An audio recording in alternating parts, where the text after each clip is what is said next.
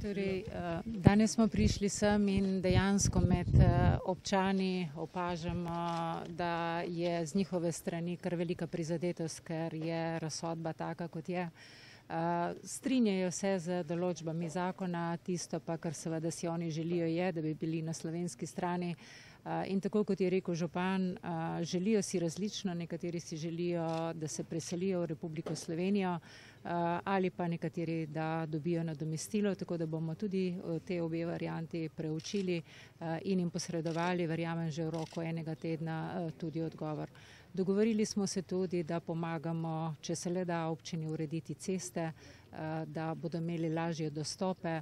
Prav tako tudi so bila vprašanja, ali lahko na lažji način državljani, ki tukaj Hrvaške, tukaj živijo, pridobijo slovensko državljanstvo, tako da tudi to pravico bodo lažje pridobili na podlagi zakona. Razumem vsa njihova čustva in kot je rekel župan, na koncu smo se dogovorili, da jih v zelo kratkem času ponovno obiščemo in predstavimo tudi predlog rešitve glede možnosti preselitve. Kje pričakujete ravno pri preselitvi, bodisi pri nadomestilu največje težave?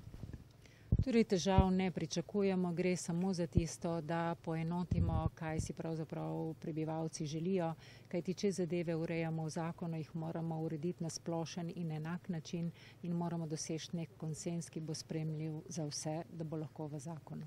Ali pod preselitvijo oziroma zamenjavo štejete tudi lastnike kmetijskih zemljišč onstran meje, ki bi raje zamenjavo, torej nadomestna zemljišča, kot pa nadomestilo subvencij?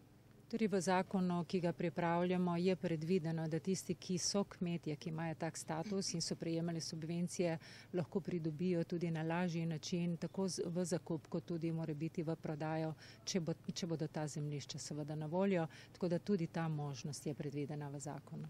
Ste sprejeli predlog, da bi Hrvaški ponudili, da se odkupi te hiše, ki bi ostale na hrvaški strani? Ne razumem, da bi Hrvatom ponudili, da odkupijo. Ne, da bi slovenska država odkupila te hiše, da bi lahko ostale na te delčke. Tudi o tej možnosti smo se pogovarjali, tako da bomo skupaj potem našli rešitev glede tega. Nekateri želijo obdržati, nekateri želijo prodati, nekateri bi kar podarili, pustili, tako da zelo, zelo različne želje so pri ljudeh.